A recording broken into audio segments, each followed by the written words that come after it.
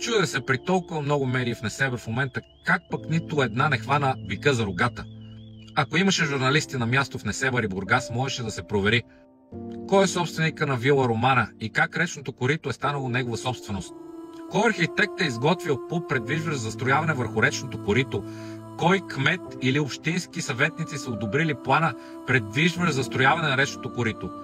Кои главни архитекти на Несебър са разрешили строителството на всички тези обекти върху реката? Имало ли е процедура в РИОСВ Бургас за това строителство и как е било разрешено? Кои са областните управители, разрешили или допуснали строителство върху публична държавна собственост в нарушение на закона за водите?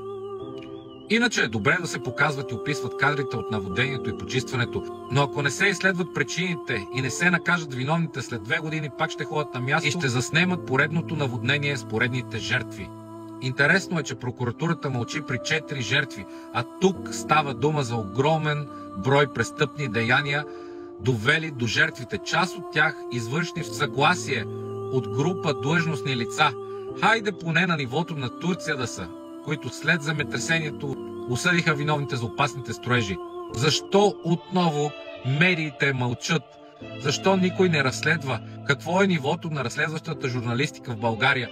И защо за пореден път всичко се потушава и премълчава, обслужвайки нечии интереси?